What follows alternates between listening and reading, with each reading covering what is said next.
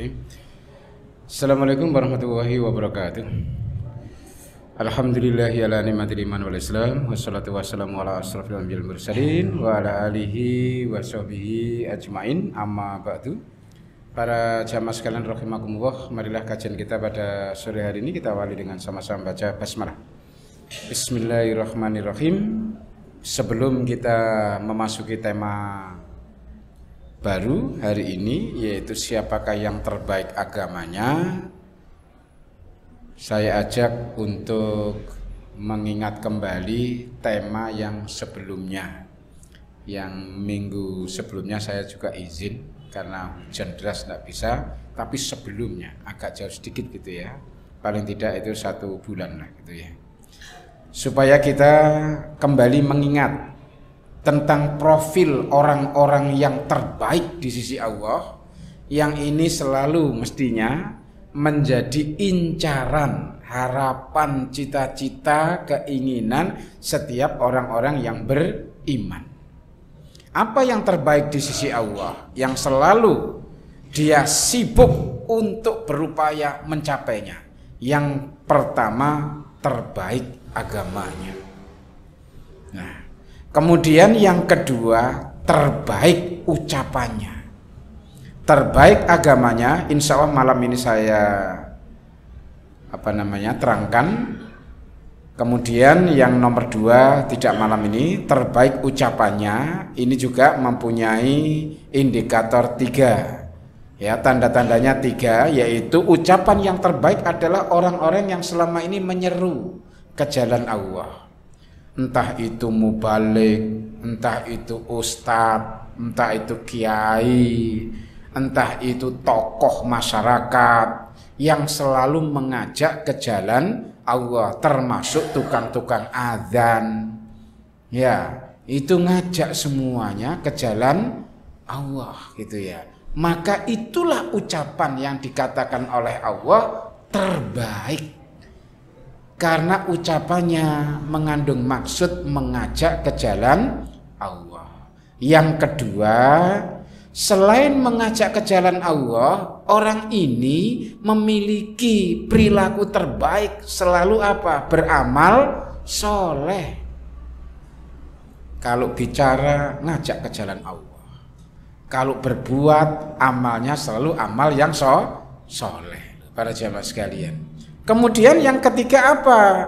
Dan berkata, sesungguhnya aku termasuk orang-orang yang berserah diri. Loh, berserah diri ini masuk satu syarat pertama di dalam apa? Surat An-Nisa 125. Siapakah yang terbaik agamanya? Yang berserah diri kepada Allah. Ini ada hubungannya ini ya, antara terbaik ucapannya dengan terbaik agamanya. Yang terbaik agamanya, dia juga terbaik ucapannya di sini, para jamaah sekalian. Kemudian terbaik sebagai umat. Ya, kuntum khaira ummatin ukhrijat linnas. Kalian umat-umat yang terbaik yang pernah dilahirkan ya di dunia ini. Dengan syarat terbaiknya sebagai umat itu adalah apa? Ta'muruna bil ma'ruf wa tanhauna 'anil munkar wa tu'minuna billah. 2, amar ma'ruf nahi mungkar. Kemudian apa? Beriman hanya kepada Allah. Maka golongan ini, keluarga ini, individu ini adalah yang terbaik. Selalu sibuk untuk mencapai yang the best of the best, yang terbaik. Sementara orang dalam beragama itu kadangkala agama dijalani sekedar seperti orang lewat, ikut aja. Sudah, waktunya puasa Ramadan ya poso. Gitu ya. Waktunya nanti ada makan gratis Jumat pagi, ya wis hadir lah gitu. Ya, tidak berpikir tangan di atas, tapi yang dipikirkan ikut sarapan. Kapan tangannya di atas?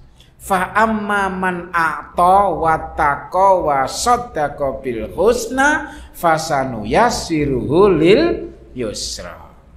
Al yadul ulya khairum min yadis sufla. Tangan di atas lebih baik daripada tangan di bawah, kata Rasulullah. Ya, memberi lebih baik daripada diberi. Nah, pikirannya memberi. Nah, para jamaah sekalian. Ini kemudian paling mulia di sisi Allah. Siapakah yang paling mulia? Kita semuanya tahu. Ya, inna akramakum indallahi atqakum. Di antara kalian yang paling mulia di sisi Allah adalah yang paling bertakwa, yang senantiasa tunduk taat kepada perintah-perintah Allah dan menjauhi larangannya.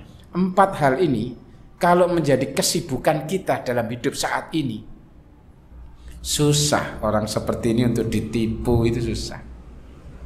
Ya, susah. Kenapa? Karena dia itu mencari yang terbaik di sisi Allah. Diiming-imingi dunia, susah. Susah, para jemaah sekalian. Karena dia sudah menikmati betapa di sisi Allah ini dirasakan hatinya menjadi tenang, pikirannya selalu dalam kesalehan siratal mustaqim, selalu fastabikul khairat, tidak ada waktu yang mubadir, apalagi dia juga paham kalau hidup ini adalah mataul ghurur, kesenangan yang menipu. Ya sudah, tidak mau dia. Ya, mendengar adzan hayyalah sholat, tidak ada yang dia pikirkan kecuali apa? Memenuhi seruan. Nggak lebih baik meneruskan ngobrol, nggak lebih baik meneruskan ngerokok, betul ya? Nggak lebih baik meneruskan acara apapun kecuali memenuhi sholat. Ya, para jemaah sekalian, ya. Wa ma indallahi khairun wa abqa, kata Allah. Ya. Wa ma utitum min syai'in famataul hayati dunya wa zinatuha. Apapun yang kalian dapatkan dari seluruh isi dunia ini, mulai jabatan, ilmu sampai harta, melimpah ruah diberikan oleh Allah kepada kalian, itu tidak lebih baik daripada yang di sisi Allah. Allah hanya menyebut pemberian itu dengan 2 kata, mataul hayati dunya wa zinatuha. Itulah kesenangan duniawi dan itulah perhiasannya. Kesenangan itu adalah kesenangan yang menipu. Wa ma indallah, yang di sisi Allah khairu wa abqa, afala ta'qilun. Yang di sisi Allah lebih baik dan lebih kekal untuk dinikmati.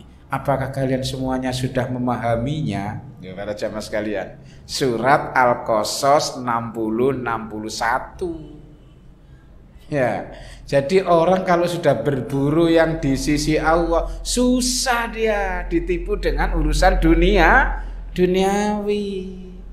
Karena dia paham ini yang the best, terbaik, dan ini nanti kekal untuk dia rasakan, ya. Ini. Maka dari itu para jamaah sekalian, orang-orang yang memikirkan 4 hal ini selalu disibukkan untuk mencapai yang terbaik di sisi Allah ini, maka tidak sempat lagi berpikir tentang apa? Hal-hal di luar ini. Bukan berarti duniawi nggak penting, tapi tidak akan tamak orang itu. Makanya kata Rasulullah apa? Izhad fit dunya yuhbibkallah. Kalau kalian mau zuhud di dunia ini, ya, zuhud tentang duniawi itu maksudnya apa? Jangan tamak, jangan rakus. Biasa sajalah. Masalah dunia, kerja ya kerja, cari harta duniawi untuk kepentingan hidup, untuk nyekolahkan anak, mondokkan anak, dan seterusnya. Sudah, bukan untuk hidup bermewah-mewah. Ya, sementara orang itu banyak ingin hidupnya bermewah-mewah. Makanya penghuni neraka, ya, ashabus simal, kanu qabla dzalika, dulu waktu hidup di dunia mutrofin, hidupnya selalu bermewah-mewah. Karena hidup bermewah-mewah, yang mungkin terjadi dilakukan apa? Ya harus tamak, rakus, rebutan jabatan, ya, rebutan lahan, semuanya itu disebutkan dalam surat Al-Waqiah. Kanu qabla dzalika mutrofin wa kanu yusirruna 'alal khinsil adzim. Selain dia ini hidup bermewah-mewah, seringkali melakukan yang namanya dosa-dosa besar. Nih para jemaah sekalian, maka orang yang sudah melakukan pilihan di sisi Allah untuk menjadi yang terbaik agamanya, terbaik ucapannya, ya, kemudian yang terbaik sebagai umat dan paling mulia di sisi Allah, dia akan disibukkan dengan apa yang akan dia capai di sisi Allah dan susah untuk ditipu oleh kehidupan duniawi. Kenapa? Dia pilih zuhud, hidup apa adanya. Ya, izhad fid dunya yuhibbuka Allah.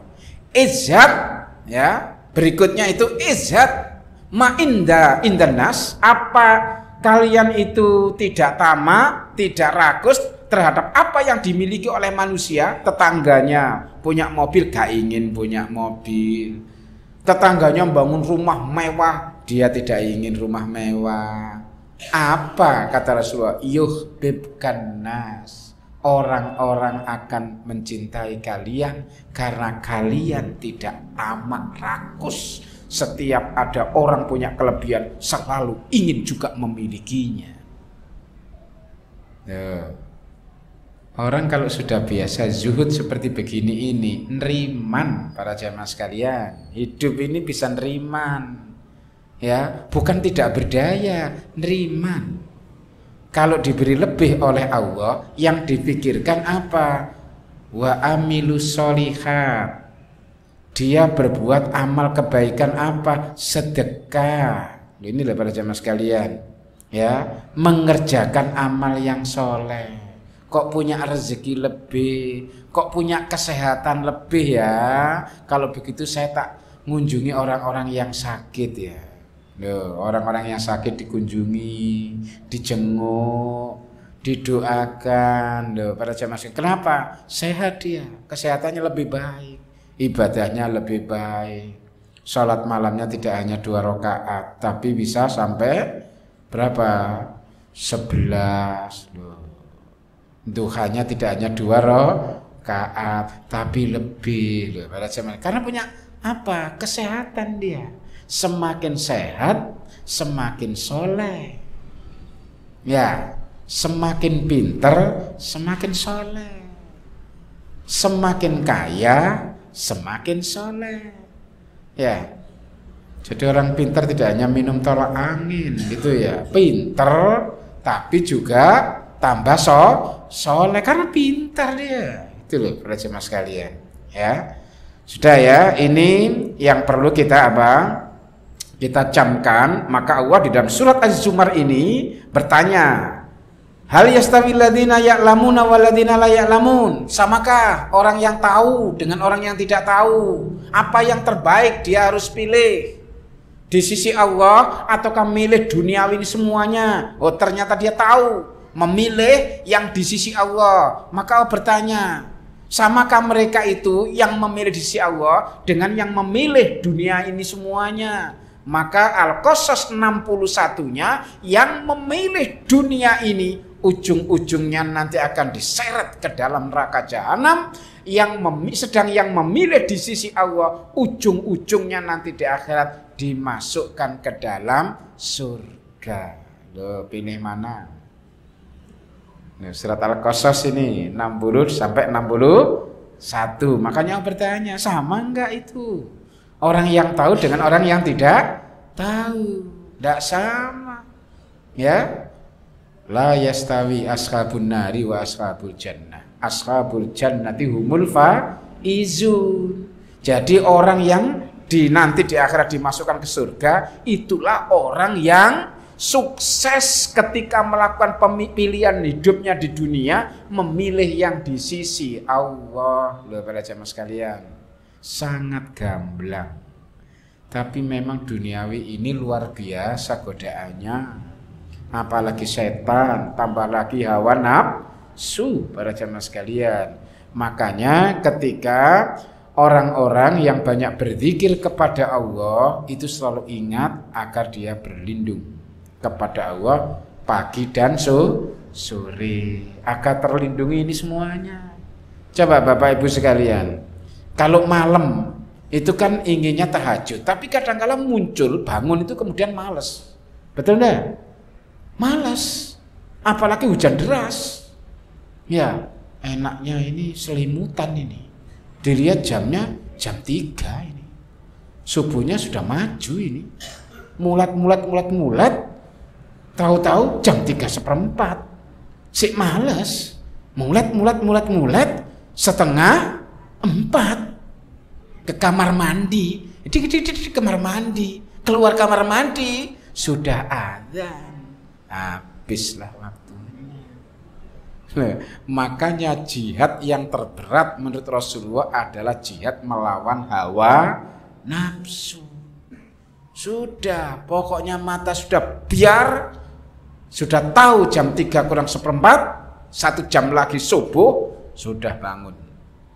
Doa, ya, doa bersyukur setelah bangun itu, kemudian jangan lupa minta pertolongan kepada Allah. Ya Allah, hasbunallah wa ni'mal wakil, ni'mal maula wa ni'man nasir. Mulat wala haula wala quwwata illa billah. Allahu akbar.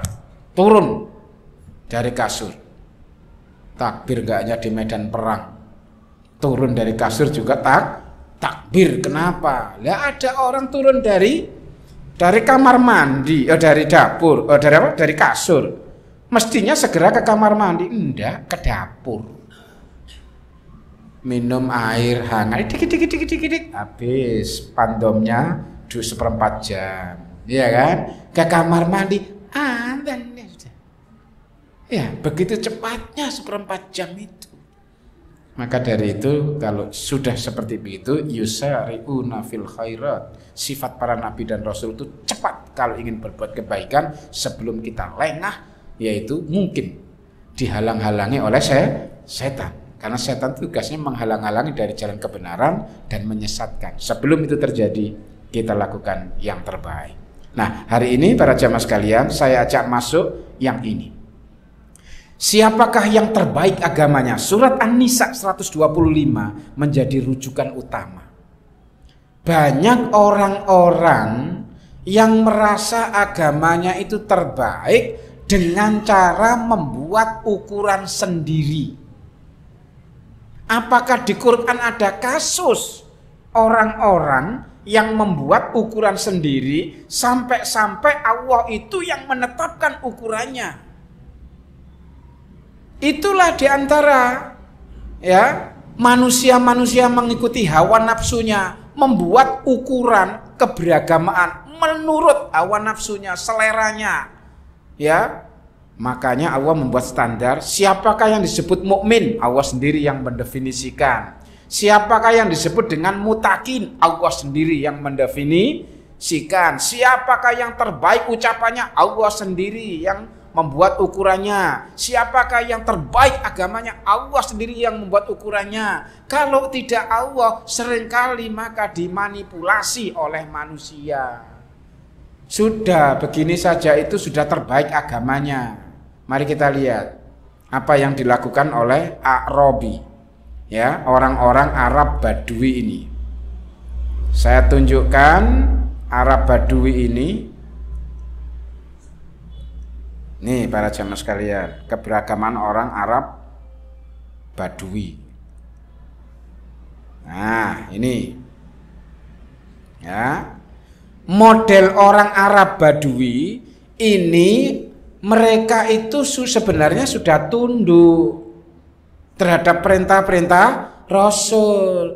Tapi tetap aja karena iman itu belum masuk ke dalam hatinya, tidak sepenuh hati, ada keraguan, yang bikin sendiri. Maka ini yang terjadi. Surat Al-Hujurat 14 sampai 20. Qalatil a'rabu amanna, qul lam tu'minu walakin qulu aslamna.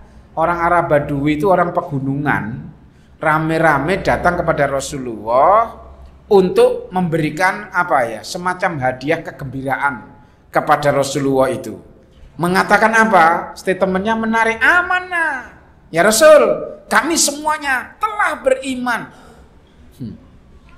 Orang itu mukmin memenuhi syarat atau tidak, itu harus merujuk kepada keputusan Allah. Siapakah yang sebenarnya disebut dengan mukmin, bukan perasaan.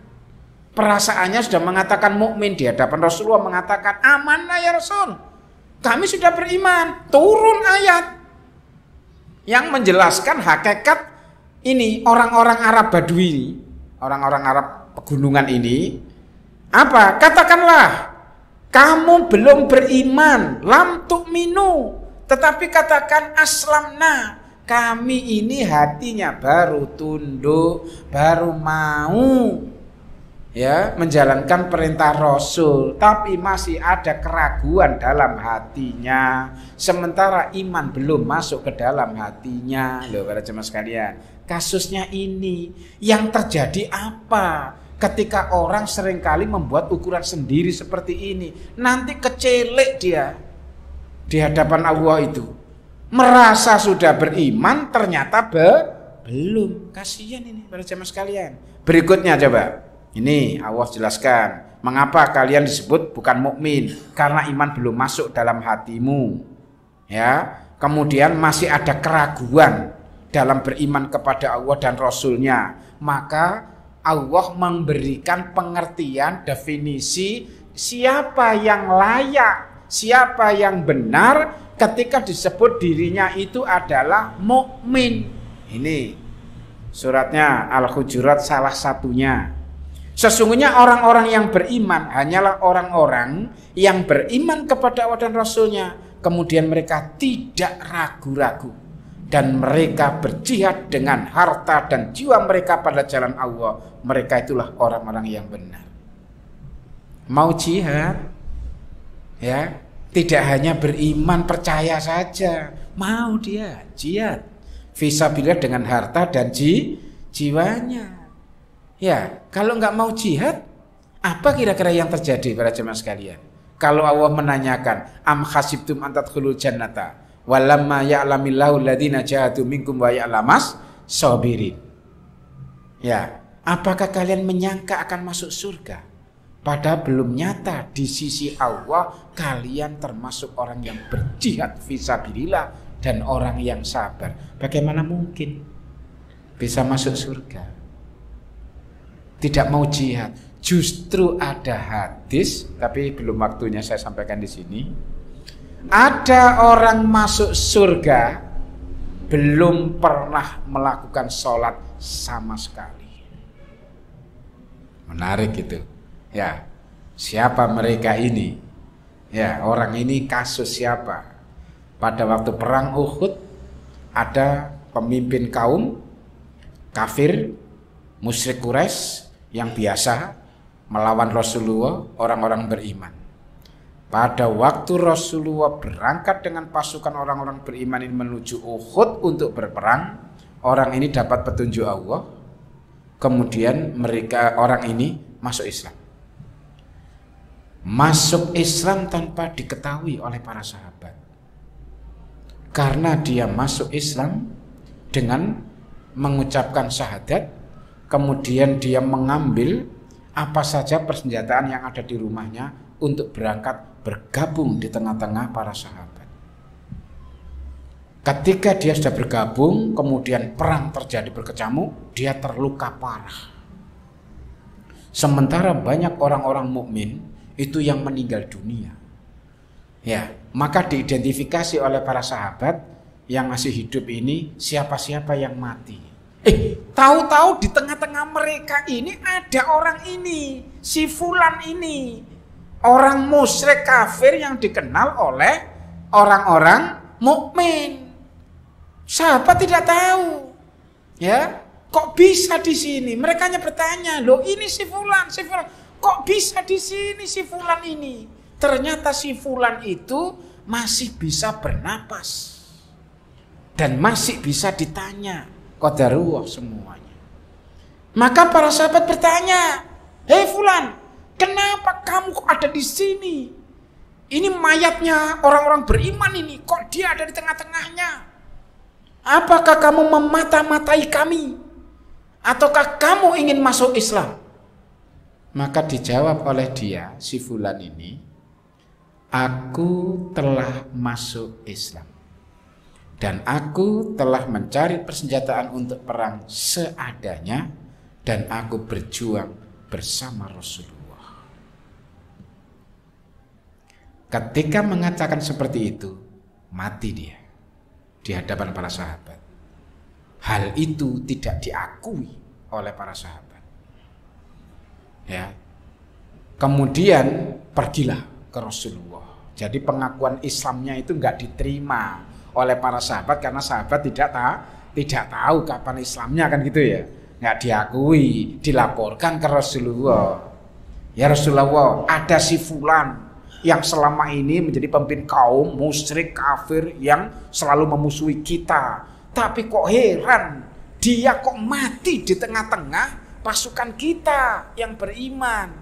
Apa jawab Rasulullah? "Dia termasuk yang masuk surga."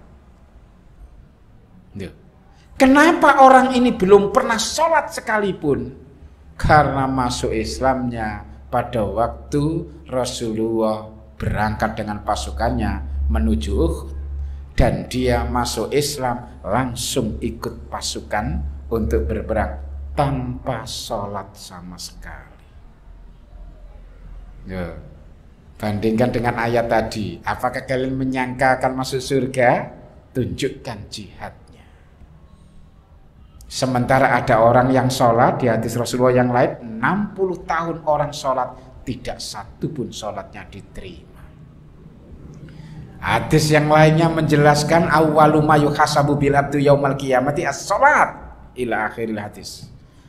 Ya, yang nanti akan dihisab pertama kali, ya, hamba Allah ini adalah tentang apanya? Sholatnya. Kalau sholatnya baik, kemungkinan berpeluang besar amal yang lain baik. Tapi kalau sebaliknya, rusaklah semuanya. Para jamaah sekalian, orang ini nggak sholat, belum sempat sholat, tapi langsung jumping dia, lompat dia. Lompat apa? Masuk dalam pasukan perang, jihad, dan mati dia. Maka dijamin oleh Rasulullah, dia termasuk yang masuk surga. Masuk surga tanpa sholat sekalipun. Para jemaah sekalian, maka dari itulah yang kita ini selama ini sholat terus dan seterusnya, dan sementara kita belum punya kesempatan berperang, maka jihadnya adalah di luar perang. Kita harus lakukan itu jihad itu, amar ma'ruf nahi mungkarnya. Para jemaah sekalian ya, itu ada anak yatim yang perlu dimuliakan, ada duafa, orang-orang miskin yang diberdayakan, ya, dan lain sebagainya. Maka itulah pintu-pintu yang bisa kita lakukan untuk masuk kategori sebagai orang yang jihad, karena semua yang dilakukan li'illahi kalimatillah, menegakkan kalimat Allah. Nah, apakah kita termasuk orang yang sedang memikirkan itu, berpikir terus, atau belum pernah berpikir? Sehingga kalau kita nanti suatu saat kaget gitu loh ya, ya, ketika ibadahnya ternyata tidak diterima Allah, masya Allah, sudah jihadnya nggak dilakukan, ibadahnya tidak diterima oleh Allah. Naudzubillah min dzalik, para jemaah sekalian. Kenapa? Karena kita juga sudah pernah belajar surat Al-Kahfi 103 sampai 106. Kul hal nunabbiukum bil akhsarina a'mala. Loh. Hai Rasul, mau enggak aku beritahu kabar tentang orang yang paling merugi perbuatannya? Alladzina dhalla sa'yum fil hayatid dunya wa hum yahsabuna annahum yuhsinuna sun'a, yaitu orang yang amal duniawinya ini sia-sia, sedang orang itu merasa telah melakukan amal sebaik-baiknya. Ya, kenapa kok jadi sia-sia? Kafaru bi ayati rabbihim, karena mendustai ayat-ayat Allah. Ada enggak ayat yang didustai? Kalau ada ayat yang didustai, ludes para jamaah sekalian. Ya, apa yang kita bangga-banggakan itu ludes. Inilah pentingnya sikap istiqomah. Ketika dia sudah memilih yang terbaik, maka yang terburuk tidak sempat itu menjadi pikiran kita. Bahkan tidak sempat menjadi budaya kita. Bahkan kita sudah menolak orang-orang yang ingin keluar dari Shiratal Mustaqim, meskipun itu hanya berupa kata-kata gosip, gak mau. Kalau jemaah sekalian, kenapa? Karena dia cinta Shiratal Mustaqim, yang terbaik di sisi Allah. Ini ya para jemaah sekalian, coba lihat di sini. Merasa paling benar dalam mengukur kualitas keberagamaannya. Qul atu'allimuna wa bidinikum wa huwa ya'lamu ma fis samawati wa ma fil ard wa huwa bikulli syai'in alim. Itu kalau bahasa kita, ini redaksi bahasa Kemenak di sini. Ya, tu'allim. Di sini dimaknai memberitahukan. Ya, itu bisa dimaknai juga mengajarkan gitu ya. Apakah kamu ingin memberitahukan atau mengajarkan kepada Allah tentang bagaimana beragama yang benar? Kok mengatakan amanah padahal imannya belum masuk ke dalam hati. Allah sampai tantang loh. Kalau dia itu merasa begini aja sudah beriman, maka Allah tunjukkan. Kalau kamu memang orang yang betul-betul beriman, tidak ada keraguan iman kepada Rasulnya, dan kamu mau berjihad dengan harta dan jiwanya. Kemudian diberikan ini.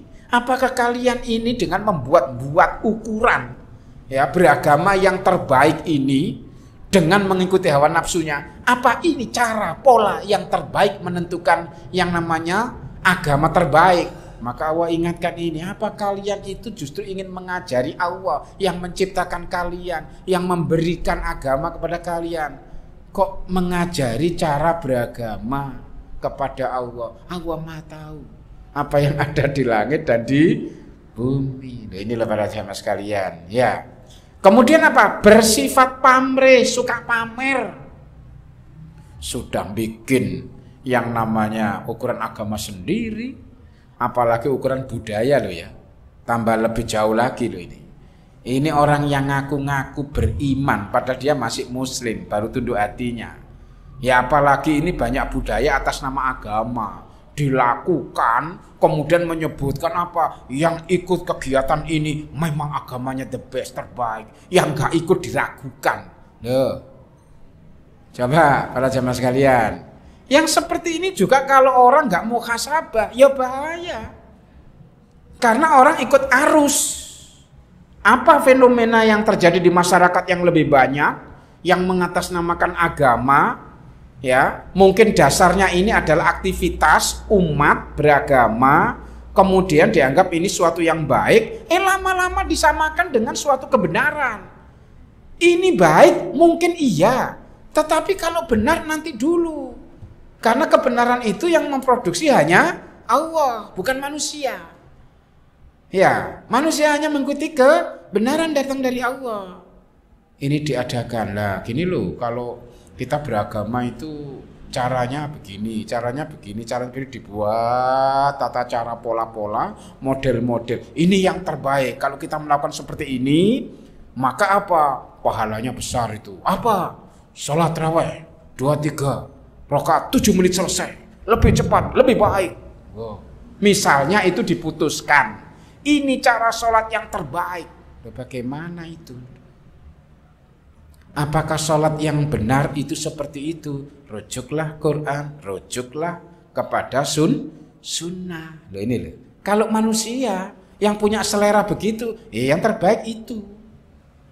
Iya kan? Menutup aurat. Lihat generasi sekarang ini. Mohon maaf ya ibu-ibu, mungkin ada mbak-mbak. Nutup aurat, gaya, model, ya, wanita milenial. Apa? Atasnya syar'i, bawahnya masih jahiliyah. Ya. Kalau dia bungkuk itu kelihatan itu celana dalamnya. Itu sudah menyebut dirinya sudah syar'i ini seperti begini ini. Coba. Para jemaah sekalian. Press body, apakah dia tidak baca hadis Sahih Muslim? Kata Rasulullah, aku belum pernah melihat wanita-wanita seperti ini yang pasti akan masuk neraka jahanam, yaitu pakai pakaian transparan. Yang kedua, menunjukkan lekuk-lekuk tubuhnya. Ibu-ibu, ya, pakaian pensil. Lo itu hadisnya Sahih Muslim, lo itu pasti masuk neraka jahanam. Ya kalau mereka menyebut ya syar'i segini aja udah syar'i lah, gitu ya. Nah itu kan menurut mereka. Allah ndak mau, ya, diatur-atur seperti ini. Justru Allah yang mengatur. Begini ini sebenarnya. Ya, maka dari itulah para jamaah sekalian, kita perlu untuk apa? Sering-sering mengikuti petunjuk Allah ini supaya tidak tersesat, pamrih dalam beragama. Makanya menghadap Rasul itu seolah-olah menggembirakan Rasul dengan apa? Keislaman mereka. Langsung turun ayat ini, coba lihat. Mereka orang-orang Arab Badui merasa telah memberi nikmat kepadamu, hai Rasul, dengan keislaman mereka. Katakanlah kepada mereka, janganlah kamu merasa telah memberi nikmat kepadaku dengan keislamanmu, mengaku-ngaku amanah tadi beriman. Sebenarnya Allah dialah yang melimpahkan nikmat kepadamu dengan menunjuki kamu sebagai kepada keimanan jika kamu adalah orang yang benar. Akhirnya oleh Allah diberi karunia apa? Kalau kamu ngaku-ngaku beriman, ini loh definisinya iman, mukmin menurut Allah. Ya. Innamal mu'minuna alladzina amanu billahi wa rasulihi summa lam yartabu wa jahadu bi amwalihim wa anfusihim fi sabilillah. Loh, ini pengertian definisi ini diberikan sebagai karunia untuk orang-orang Arab pegunungan ini. Bukan mereka yang memberikan karunia kepada Rasulullah. Karena apa yang dia anggap memberikan karunia salah. Mereka mengatakan amanah belum waktunya. Di sisi Allah ternyata hanya aslamna. Loh, ini kan kasihan, kecelik nanti di sisi Allah ini. Ya, banyak orang-orang buat ukuran sendiri, tidak mau mengikuti ayat, ludes para jamaah sekalian. Mendustai ayat-ayat Allah, semua amal kebaikannya dihapus oleh Allah, tidak dihisab dan langsung dimasukkan neraka jahanam. Pendusta ayat Allah ini. Para jamaah sekalian, surat Al-Kahfi 103 sampai 106. Silahkan dibaca.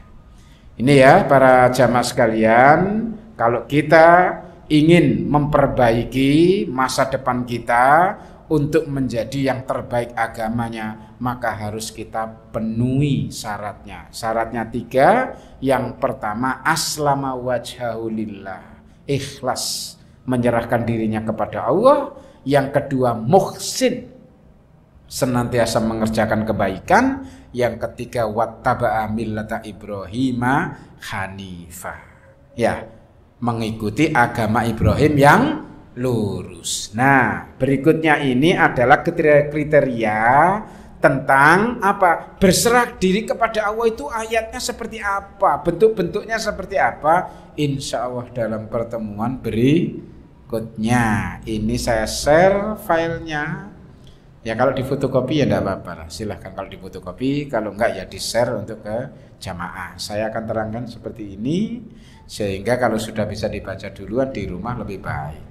Oh ini ya. Ternyata kalau dikatakan ikhlas, berserah diri kepada Allah itu bukan menurut selera masing-masing orang. Ya. Tetapi Allah telah menunjukkan beberapa ayat-ayatnya. Ini loh contoh orang-orang yang ikhlas, contoh orang-orang yang berserah diri. Jadi bukan menurut anggapan kita. Bisa keliru kita kalau mengikuti hawa nafsu. Harus ikuti ini para jemaah sekalian. Ya, mengorientasikan hidupnya semata-mata lillah, menjadi relawan. Ayatnya seperti apa, di dalamnya seperti apa. Insya Allah kita lanjutkan dalam pertemuan yang akan datang. Semoga semuanya tetap sehat walafiat. Saudara-saudara keluarga kita yang sakit saat ini, kita doakan semoga mereka semuanya segera sembuh sehingga dapat beribadah dengan lebih baik, melaksanakan tugas-tugas kehidupan ini juga dengan lebih baik. Amin. Allahumma amin. Demikian kurang lebihnya, maaf. Kita tutup dengan sama-sama baca doa kafaratul majlis. Subhanakallahumma wa bihamdika asyhadu an la ilaha illa anta astaghfiruka wa atubu ilaik. Walhamdulillahirabbil alamin. Wassalamualaikum warahmatullahi wabarakatuh.